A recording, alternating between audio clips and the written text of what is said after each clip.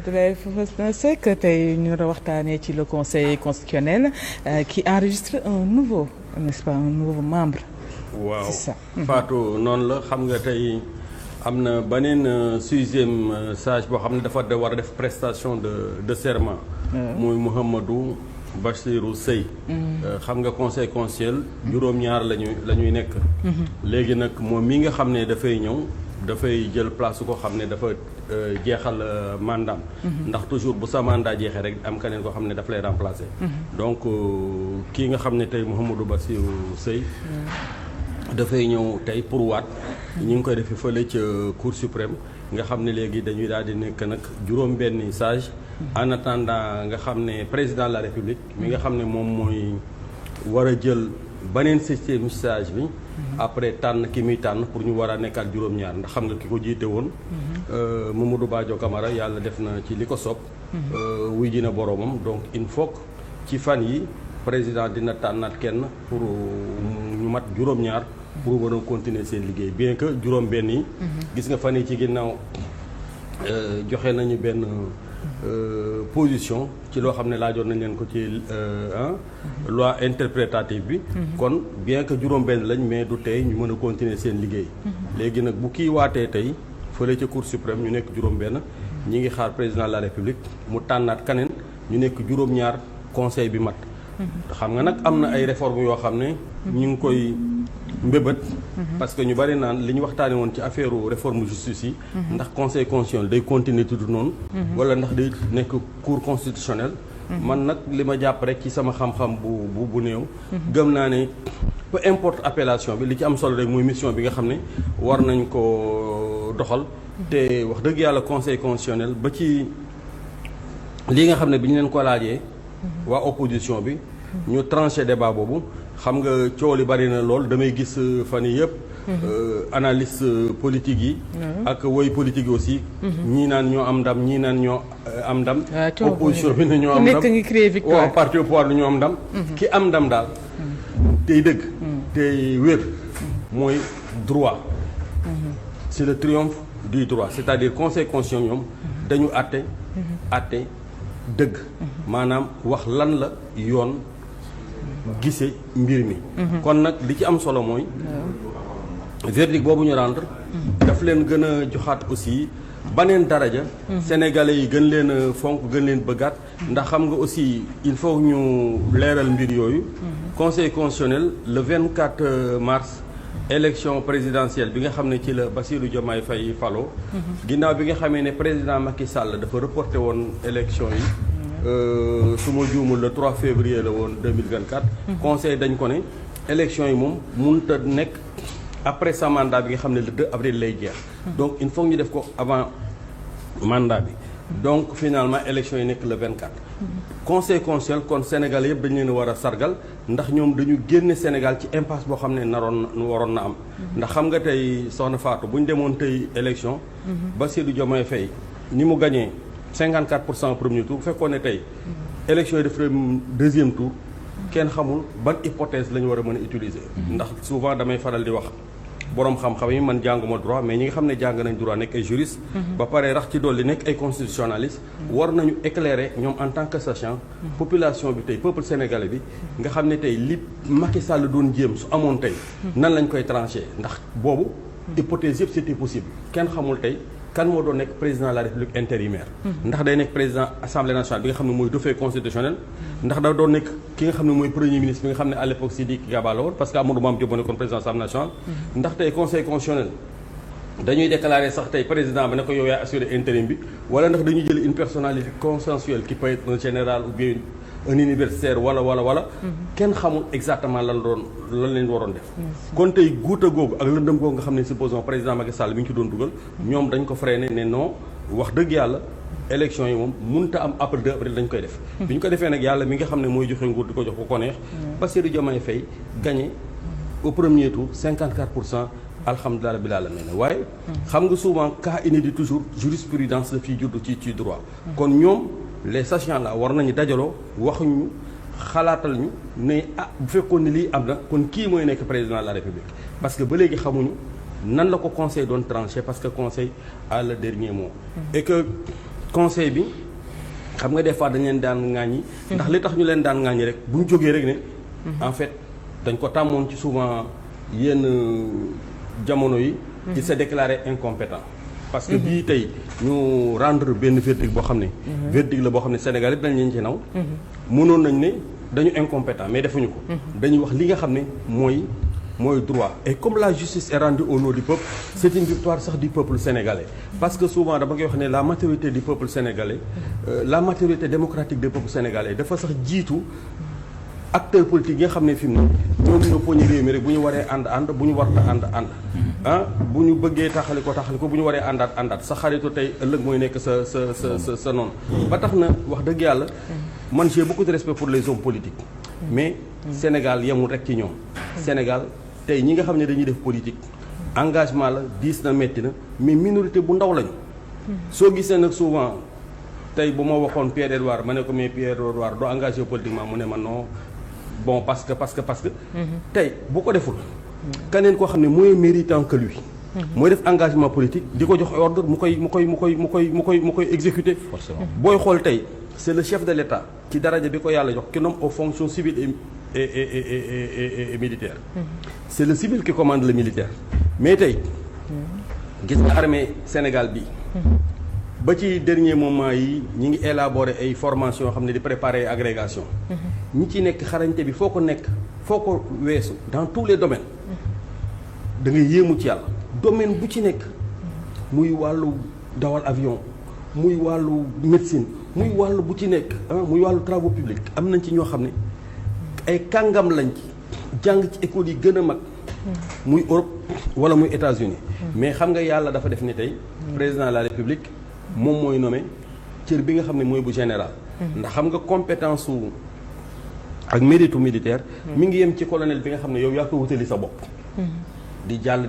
ba nekk colonel léegi nag président de la République colonel yooyu moo ciy xeet ku ko neex mu ne yow kat jox naa la cëru général mu nekk titre boo xam ne est à vie mais suñu ci delluwaatee ñoom ñooñu tey souvent dañ leen di war a bàyyi xel la grande miette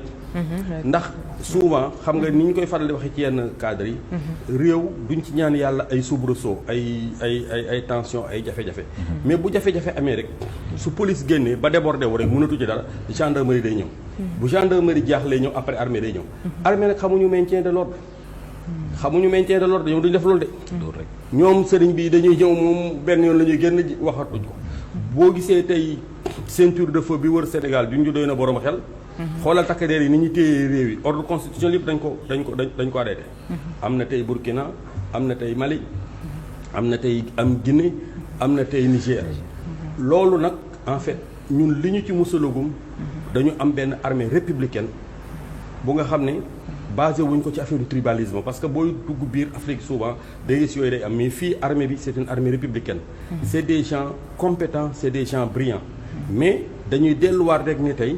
bu ñu demoon ba ci benn processus mu xaw a jaxasoo ñoom dañuy génn dañuy àtte mais heureusement que ñun am nañ conseil constitutionnel boo xam ne mate na ko ci biir conseil constitutionnel bi am ci ñoo xam ne wax dëgg yàlla ñu ràññoo ko parce que ñun ñëpp am mérite xam nga mënoo dem conseil constitutionnel te defuloo carrière magistrat ba nga xam ne yegg nga ci cëppaandaw gi gis nga justice ak armée ñoo yem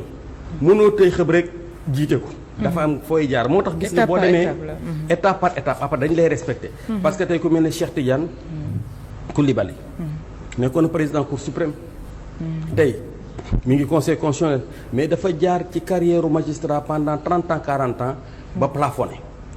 booy xoolee tey ki mu remplacé Mamadou Badio Camara yàlla na ko yàlla yërëm delloo yokk ko leer ca barzak mu nekk na koo xam ne nekkoon na président cour suprême dem nekki conseil constitutionnel booy xool Pape Omar Sakho nekkoon na cour suprême dem nekki conseil constitutionnel léegi nag gis nga wax ji dafa am hypothèse yu taxaw président de la république moom li muy def benn citoyen xamu ko personne ne sait ce qui se passe dans la tête d'un chef de l'État ndax léegi buy tànn day tànn ko xam ni ñaar ñort nañ ko parce que ñaari tur dañuy faral di génn ci tey kan moo war a wutu Mamadou Badio Camara ci biir conseil bi dañuy wax ndax Cheikh Tidiane Coulibaly lay nekk na président cour suprême dañ koy tànn mu jël cër bi nga xam ne mooy cëru président conseil constitutionnel wala ndax dañuy tàll Aminata Ly Ndiaye nga xam ne vice présidente la magistrat la ñoom aussi am na tur yoo xam ne souvent bu ñu leen di tudd li ci ëpp ñaar ñoo ñuy génn wala nag tey Bassirou Diomaye Faye day dem jëli keneen ci biti indi ko nommé ko président conseil constitutionnel kon loolu xamaguñu fii nag ay fan fii ay semaine xëy na du ñàkk ne président dina tranché débat boobu mais li am solo daal nañu rendre hommage conseil constitutionnel parce que wax dëgg yàlla depuis le 24 mars décision bi nga xam ne tey jël nañ ko proclamer Bassirou Diomaye Faye vainqueur de l'élection présidentielle en amont ñu noon Macky Sall du génn sa mandat ba tey jii verdict bi mujjee joxe ñi ngi liggéey bu rafet boo xam ne sénégalais yépp war nañ leen sargal war nañ leen gërëm war nañ leen sant parce que liggéeyu àtte dafa diis soxna si àtte dafa diis alay salahum yakwil akimina xam nga souvent magistrats yi am na ci ñoo xam ne soxna si en dehors de leur fonction très prestigieuse yooyu de leur profession très prestigieuse am na ci ay ñoo xam ne ñii ay imam lañu di jiite wattu téere bi am na ci lu bari xam ne dañ koy ragal dañ koy jomb ngir seen borom donc gis nga nit bu amee foi ak diine bu mënti bokk am na ci loo xam ne daf koy ragal am na ci loo xam ne daf koy jomb parce que day gis toujours ne suñu borom moo ko sàkk te loo atte ci kaw suuf di nga ko waat ëllëg ndax atte dafa diis trop te souvent li tax ñu war a am circonstance atténuante Pape Maxa Ndiaye magistrat yi may dégg may wax nii xam nañ turam nekkoon na doyen des juges mais xam nga doyen des juges yi dañu am ñoo xam ne dañu comprendre sociologie réew mi benn jour dafa may nettali ndeysaan sama dëkkandoo bu baax la woon yàlla ko yàlla dem teexañu servir na dans beaucoup de régions du Sénégal ba ñëw fi nekk Dakar doyen des juges dafa doon àtte benn jour nit xam nga procureur yi ñoom ñooy défendre société bi dans leur rôle bu nit jaaxle wala ñu jàpp ne kenn tooñ nañ ko société bi ñoom ñooy jóg layal société bi ils sont dans leur rôle il y en a d'excellents procéduriers sinon je peux dire sax ils sont tous d'excellents procéduriers soo gisee dernier conférence de presse bi mu njee def xoolal comment le procureur Ibrahima Ndoye a séduit les Sénégalais pourtant ñi ko xam bu baax a baax dara bettu leen ci moom parce que il est brillant il est compétent ba pare amul ci benn jam-jam boo xam ne am na ko durant sa carrière c'est-à-dire ñi ko xam ñëpp sérieux bi rigueur bi ragal yàlla bi taalibe gi mu nekk l'histoire de Cheikh Béthio Thioune bi mu koy àtte gis nga la ca xewoon l'histoire Baratal donc tey bi mu génnee nii gars yi ne mais waa ji ni muy làkke tubaab waa ji ni muy làkke wolof waa ji ni mu dale waa ji noonu la amee diine donc kenn mënu koo defloo lu dëppwul ak gis-gisam tu as vu Mbacké Fall am na carrière bu nga xam ne tey procureur général ñëpp dañ koy rafetlu Alioune Abdoulaye Sylla bien que ndaw la mais am na benn expertise boo xam ñëpp dañ koy gën a ngul donc gis nga li may mën a delluwaat di ko wax rek nos magistrats là comme nos hommes qui incarnent les forces de défense et de sécurité mérite soxna si un immense respect kon nañ leen wormaal nañ leen taxawu nañ leen jàppale nañ leen sargal nañ leen dimbali kon tey li nga xam ne daal ñu ngi koy def tey conseil constitutionnel kii di ñëw yàlla nañ jiglaayam parce que mandat bi 6 ans la da ngay toog def sa carrière ba jeex takk mu nekk un plus gis nga Badio Camara c'était un plus da doon dem retraite nekk cour suprême jeexal président Macky Sall tànn ko mandat ba nag yàlla def li nga xam ne moo ko ci soob terminé wu ko Cheikh Tidiane Diakhaté gis nga terminé wul mandam donc toujours nit bu ñu ko joxee benn cër bi dañ koy ñaanal yàlla na ko jik yàlla na nekk ndamam parce que ndamu conseil constitutionnel man c'est une institution boo xam ne dama leen a respecté parce que da ci am ñoo xam ne wax dëgg yàlla je n'en tire aucune gloire dama nekkoon seen proximité xam ne àtte métti na Kéba Mbaye Sénégal ñëpp xam nañ ne man suma bàyyi la suma xarit la njabootam ñu ngi may dégg Cheikh Tidiane Mbaye Abdoul Mbaye il s'est beaucoup confié à ma modeste personne parce que dafa defoon comme doom bi mu demee ci circonstances yi métti yu métti élection 93 ya ci biir élection yi la démissionné bàyyi dem Abdou Diouf jël Youssoufa Ndiaye Youssou ci daraja bi ci fayda bi surtout buur ci aaday Sénégal mën na football beloom ñëw taxaw tranché affaire dem yoonam dara feesul bëtam tu as vu après gis nga Mireille Ndiaye boroom këram mooy Fara Ndiaye ñu bari dañ koy fàtte Fara Ndiaye brillant sociologue brillant dirigeant du Jaraaf il a été le numéro 2 du PDS donc daal gis nga. ci tënk yooyu. ba ci Cheikh Tidiane Diakhaté Pape Mor Sakho le conseil. Edouard. mérite un immense respect. bien sûr. mais respect boobu aussi est-ce que waa nga doon wax sànq parce que des fois da ngay jékki-jékki jàng am yenn mérite yi parce que nit dafay jékki-jékki politique ñu daal di koy teg sa kaw. xam nga ndax yaa ngi suivre actualité bi fan yi passé mooy coow li nga xam actuellement ñu ngi koy nemmeeku ci biir ministère de la justice le cas de Ismaïla Madior Fall. waaw justement dañ ci bëgg ñu si point boobu. mën na continuer waa kii waaw dafa mel ni dafa sàqat mi salante li wala fi di wax. allez-y waaw non c'est bon non bu yeggalee après nga complété ak waa yeggalee. waaw sotti Ismaïla Madior Fall boobu sax nekk ex garde des Sceaux ministre de la justice moom la ñuy laaj si noo ko jàngatee. waaw xam nga Ismaïla man xam naa ko bu baax. xam nga damay fàttaliku ay propos yoo xam ne Pape Demba Sy Pierre mi xam na ko professeur université la. très brillant doon na def aussi homme politique ma koy rendre aussi un hommage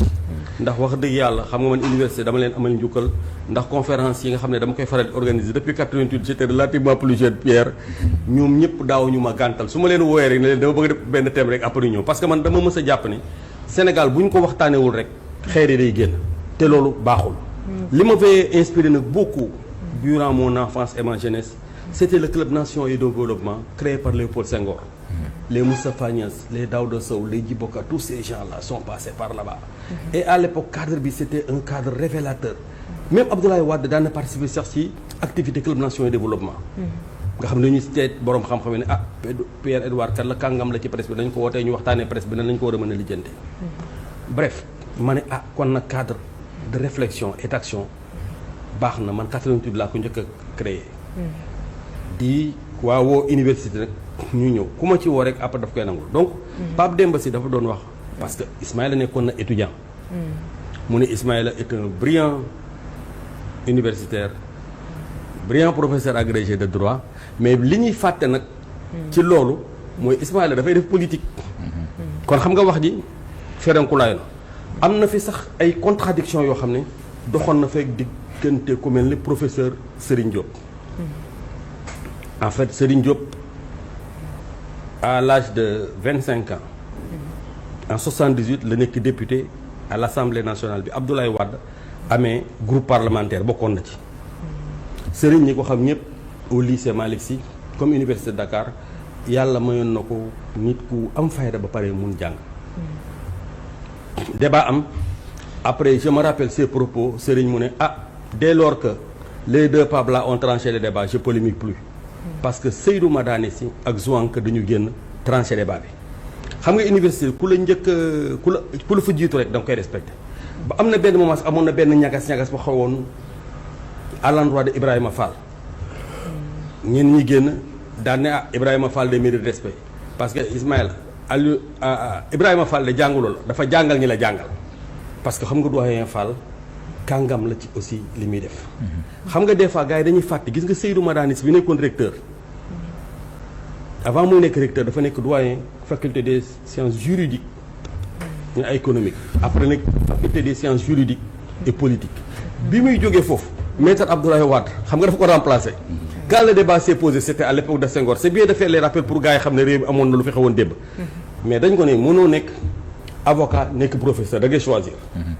paa bi ne kon choisir na bàyyi jàngale ba dem nekk avocat mais avant ça paa bi nekk na doyen mais paa bi mu demee après doyen Fall ñëw na nekk na ministre de l'enseignement supérieur nekk na ministre des affaires étrangères donc souvent université souvent ki la mag jàngal toujours da nga koy jox cër loolu mooy aada bi donc damay rappeler rek yenn fay pour dikk ne man gëm naa ne sortie bi cat la ci Ismaïla dafa raté sortie bi xam nga bu la yàlla defee comme il a rappelé ma nekk naa ñaari yoon garde des Sceaux xam nga nekk na ñaari yoon ministre de la justice njëkkul ci moom ki ko njëkk a def Alioune Badara Mbengue la tudd waa Tëngéej la maa ngi nuyu ñebootam ñoom Karim Mbengue vraiment bref sous Senghor et sous Abdou Diouf te Alioune Badara Mbengue moom instituteur la woon mais à l'époque c'est les instituteurs l'élite du Sénégal bi ñuy dem indépendance dañuy wax ne ministre de la justice bi gën a marqué sénégalais yi Alioune Badara Mbengue te pourtant xam nga du juriste Ismaïla nekk donc professeur d'université ñëw nekk ñaari yoon ministre de la justice dur boobu lim ci xam lu néew la asaka la ci li ponkal yi xam donc soo nee peut-être xëy na da nga paniqué wala da nga jaxle ne damay bu ñu ma demee ba danaa déballer wax li ma xam un homme d'État ne déballe pas c'est le conseil que je donne à mon frère Ismaïla Madior Fall un homme d'État ne déballe pas c'est-à-dire tey boo demoon bañ tënk la sax ñaanu ma ko yàlla tey ñu ne la ah yow kat def nga loo xam ne tey mandat de dépôt ci topp il faut rester un grand seigneur parce que tu as servi le Sénégal position boobu nga nekk nag nekk garde des Sceaux ministre de la justice moo tax loolu nga xam tey ci parquet bi wala nga xam yeneen ci juridiction yi loolu tax xam ko mais boo ko génnee ci biti matotoo homme d'État un homme d'État ne déballe pas je fais une petite digression pour dire Pierre tu as connu Ousmane Tanor Dieng dans le pouvoir comme dans l'opposition il n'a jamais déballé son condisciple de l'ENAM là patron du protocole d'État ki ko incarné en Afrique nu mu tudd Bruno Diatta doomu Edouard Diatta jooju bàyyi brillant ministre de la République sous Senghor xoolal il n'a jamais trahi un secret d'État te pourtant cat bi tey dañ naan Bruno dem na bindul te waroon naa bind xam nga ko ànd ak Senghor bi muy ñëw di ànd ak Senghor xam nga ko mu wutu kooku Cheikh Lay la tuddoon kooku moo doon patron protocole bi incarné ko ci daraja bi jóge fi dem nekk ambassadeur après doomu Edouard Diatta ji Bruno ñëw jot ànd ak Senghor Abdou Diouf Abdoulaye Wade Macky Sall kooku xam nga li mu xam bari na de kenn déggul lu mu déballe xoolal troisième personnalité bi may tudd na ma baal parce que moom dafa jàmbure bu ko sax koy tudd ci télévision yi Abdoulaye Diop la tudd mi ngi ca Thiès nekk 10 ans jëm 12 ans ministre des finances moom Abdoulaye Wade moom rek la Abdoulaye Wade taxalikol ci nguuram kooku nekk inspecteur du trésor xoolal plafonné c'est une mine de secret d'État li mu xam bu ko waxoon tey xam nga dama da ngay dëkkee waaye noppee li ma xam su ko àddina tukki kooku li mu xam su ko waxoon réew mi ne tekk te pourtant tey boo demee ca Thiès ga mu nekk gis ko mu génn këram yooyu jubali ci jumaam jooju yor kurusam da nga naan mais kii est-ce que moom la war a du moom gars yi dañuy xaw a jaaxle xool te li mu xam sañu ko wax donc je dis à l'endroit de mon ami Ismaïla un homme d'État ne déballe pas il en veut à tort ou à raison à Ousmane Diagne parce que il pense que peut-être Ousmane Diagne est derrière cette affaire là mais Ousmane ñi ko xam te man bokk naa ci ñi ko xam parce que nous étions au lycée ensemble c'est pas parce que là je prends sa défense non loin s'en faut Ousmane est un chantre de l'indépendance de la justice Ousmane du koy complot Ousmane du koy fayantoo Ousmane moom li mu gëm lay def rek pare na ci gis ngeen ko Assemblée nationale li mu ko waxee yooyu te pourtant son patron était là-bas le premier ministre Ousmane Sonko pour qui il a beaucoup de respect mais lui en tant que magistrat qui a fait 38 ans de carrière il dit ne comptez pas sur moi pour mettre la pression sur qui que ce soit donc bu jàppee ne Ousmane war na mën a nekk ci ginnaaw ay manœuvres yooyu pour yegg si ci kawam il se trompe royalement parce que peut-être bi mu nekkee garde des Sceaux jëflante na ak Ousmane en tant que procureur général mais il ne connaît pas la personnalité de Ousmane Diagne c'est-à-dire Ousmane Diagne tous ceux qui le connaissent savent qu'il est profondément contre l'injustice il l'a démontré bi mu nekkee procureur de la République bi mu nekkee procureur général à la cour d'appel bi mu nekkee aussi à la cour suprême Ousmane kenn mënu ko def lu dëppoowul ak lu dul yoon kon là il se trompe ba tax na daal je lui demande de garder sa sérénité de se calmer de comprendre que il a été 2 fois garde des Sceaux mais gis nga la corporation des magistrats là nga maslaa ak ñoom moo gën nga bañ a def la ne ndax gis nga théoricien du droit bokkut ak praticien du droit dëgg la praticien du droit xam nga mooy lan gis nga mooy les magistrats xam nga lu ñuy def code de procédure pénale la ñuy teg rek article tel article tel gis nga bu ñu ko tënkee des fois bu procureur bi ñëwee ba taxaw mais xoolal les juges là ils sont obligés de suivre xoolal la requête du procureur kon nag je lui demande de faire preuve de beaucoup de sérénité de comprendre que ne yàlla rek moo fi nekk xam nga Sénégal tey dara beesu fi kon ñun li ñu ñaan ci réew mi mooy mu ànd ak jàmm ànd ak dal il a été ministre nekk na directeur cabinet Macky Sall nekk na ministre étrangère nekk na 2 fois garde des Sceaux qu'il garde sa sérénité te nit moom da nga xam ne ce qui arrive dans ton destin yàlla tracé na ko pare nga ànd ak dal te ba pare may reeta di waxaat république bi lu ci waaye xam téye ko modestement permis dans sa profession de journaliste xam na lu bari fekkee na lu bari mais daf ko sañ a wax Modestement, j'ai navigué dans les allées du pouvoir sous Diouf. Ousmane Tanor Dieng se faisait partie de ses confidents. Je peux le révéler devant les Sénégalais. Abdou Diouf nekk bàyyi ci man. Son fils aîné Makhtar Diouf, nous étions au lycée Malick Sy. xam naa ci lu bari li ma ci xam. sañu ma génn wàll gi parce que ça ne se dit pas. Ça ne se dit pas.